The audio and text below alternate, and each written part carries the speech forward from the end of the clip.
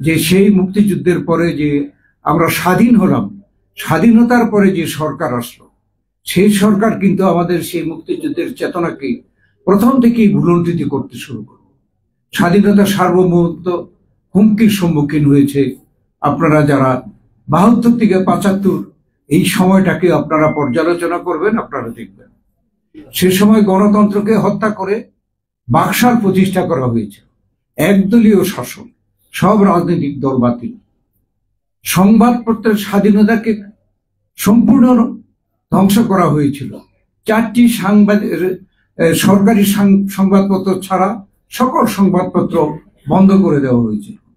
এমনিভাবে সেই সময়ই এই হত্যাকাণ্ড এবং বিচার বহির্ভূত হত্যাকাণ্ড, গুম, খুন এগুলো প্রচলন হয়েছিল, যার জন্য কিন্তু এই বাংলাদেশে 3.5 বছরের স্বাধীন হওয়ার 3.5 বছরের পরেই কিন্তু একটা পরিবর্তন, বিরাট পরিবর্তন এসেছে।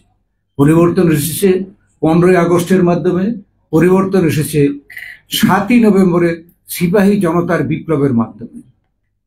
তারপরে এদেশে শহীদ প্রেসিডেন্ট জিয়াউর রহমানকে যে সিপাহী জনতার বিপ্লব ক্ষমতায় বসেছিল, শহীদ জিয়াউর রহমান এদেশে কিন্তু বাকশাল বাতিল করে দিয়ে বহুদলীয় গণতন্ত্র প্রতিষ্ঠা করেছিলেন এবং আমাদের যে জাতিসত্তার পরিচয়, পূর্ণাঙ্গ জাতিসত্তার পরিচয়, বাংলাদেশি জাতীয়তাবাদ এদেশে প্রতিষ্ঠা করে গেছে। আরো অনেক বিষয়ে তিনি 19 দফা কর্মসূচির মাধ্যমে, রাষ্ট্রীয় অনেক পদক্ষেপের মাধ্যমে দেশকে স্বয়ংসম্পূর্ণ করার জন্য তিনি পদক্ষেপ গ্রহণ করেছিলেন। তাকে আবার হত্যা করে এদেশে গণতন্ত্র আবার হত্যা করা হলো। হোসেন মোহাম্মদ এরশাদ এখানে গণতন্ত্র হত্যা করে শাসন ক্ষমতায় এসেছিল। আবার এই হোসেন মোহাম্মদ এরশাদকে কিন্তু 91-তে এই গত করলো যে 6 ডিসেম্বর গেল, সেই দিন তার পতনের দিন এবং এদেশে একটি স্বৈরাচারের পতন কারা করেছে? ছাত্র জনতার গণ অভ্যুত্থান। তারপরে আমরা দেখলাম যে এর পরে এরশাদের পতনের পরে আবার গণতন্ত্র প্রতিষ্ঠা হলো। বেগম খালেদা জিয়া 3বারের প্রধানমন্ত্রী, তিনি যাতে করে এদেশে সুষ্ঠুভাবে সুন্দরভাবে নির্বাচন হয়, জনগণ যাতে স্বাধীনভাবে ভোট দিতে পারে তাদের পছন্দের প্রার্থীকে, সেই জন্য তিনি নির্বাচন পদ্ধতিতে তত্ত্বাবধায়ক সরকার ব্যবস্থা প্রণয়ন করেছিলেন এবং এই শেখ হাসিনা তত্ত্বাবধায়ক সরকার ব্যবস্থা ক্ষমতায় এসে বাতিল করে দিয়ে, আপনারাই বলেছেন যে গত 16 বছর, কেউ বলেন 17 বছর, 111কে ধরলে তাই হয়, 17 বছর এই দেশের মানুষ কিন্তু নিজের স্বাধীনভাবে ভোট দিতে পারেনি।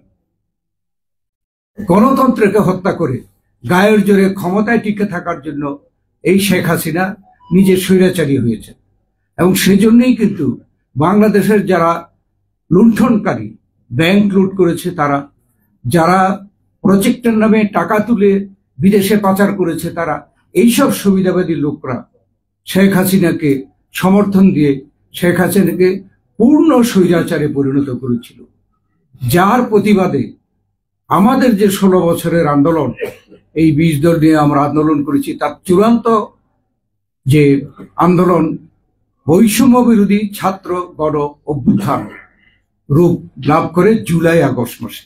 5ই আগস্ট হচ্ছে সেই দিন, যেই দিন স্বৈরাচারী এরশাদ আর স্বৈরাচারী হাসিনা পদত্যাগ করতে বাধ্য হয় এবং দেশ থেকে পালাতে বাধ্য হয়। আমি এই কথাগুলো বললাম এই জন্য, আজকে যে প্রশ্ন উঠেছে যে নির্বাচন প্রয়োজন, তার সাথে অনেকে বক্তারা বক্তব্য রেখেছেন যে ষড়যন্ত্র হচ্ছে দেশে। এটা কিন্তু আমাদের সকলেই নজরে আসছে, ছোটখাটো বিষয় নিয়ে আজকে রাস্তায় নামছে। এই বিষয়গুলো কিন্তু ছিল আগে, কিন্তু কখনো কেউ রাস্তায় নামে নেই। আজকে মনে করা হচ্ছে যে এই যে নিরপেক্ষ যে অন্তর্বর্তীকালীন সরকার, এই সরকার বোধহয় দুর্বল, এটা মনে করা হচ্ছে এবং সেই কারণেই আজকে শেখ হাসিনা ভারতে বসে থেকে বাংলাদেশ নিয়ে নানা ষড়যন্ত্র করতে সাহস পাচ্ছে এবং ভারতও সেখানে উস্কানি দিতে সাহস পাচ্ছে। আজকে আমাদের এই জায়গায় আমরা আমাদেরকে এ ব্যাপারে সজাগ, সচেতন এবং সাহসী ভূমিকা নিতে হবে। এখানে কয়েকটি বিষয় আমরা বর্তমানে যারা সরকার, অন্তর্বর্তীকালীন সরকার, অনেকে ভুলে তত্ত্বাবধায়ক সরকার বলে ফেলেন, তারা কিন্তু তত্ত্বাবধায়ক সরকার না। এই অন্তর্বর্তীকালীন সরকার এসেছে, তাদেরও একটা মানুষের প্রত্যাশা আছে তাদের উপরে, তাদেরও কিন্তু একটা কমিটমেন্ট বা একটা ওয়াদা আছে জনগণের প্রতি। কি কথা বলে এসেছে? বৈষম্য বিরোধী আন্দোলনের তারা ফসল, অতএব এখানে বৈষম্য দূরীভূত করতে হবে, সেই ব্যাপারে সংস্কার প্রয়োজন। কিন্তু সেই সংস্কার অতি দ্রুত করতে হবে, কারণ অন্তর্বর্তী সরকারের সময় এটা অনির্দিষ্ট থাকে না, নির্দিষ্ট হতে হয়। এবং এই সংস্কারের প্রস্তাব তারা করছেন। আমরাও বিভিন্ন সময় সরকারকে বলছি যে সংস্কার কোনো এককভাবে একটি সরকার একটা দিন তারিখ ঠিক করে শেষ করে ফেলতে পারবে, সংস্কারকে কার্যকর করতে পারবে, এমন কিন্তু এটা স্বাভাবিক না। সংস্কার আপনারা শুরু করেন, যে সংস্কার আপনারা শুরু করবেন শেষ না হলে পরবর্তী নির্বাচিত সরকার সেই সংস্কারকে সমাপ্ত করবে। সেই জন্য সেই উসিলা দিয়ে, সংস্কারের উসিলা দিয়ে অনিশ্চিতকালের জন্য ক্ষমতায় থাকাটা কোনো বুদ্ধিমানের কাজ হবে না।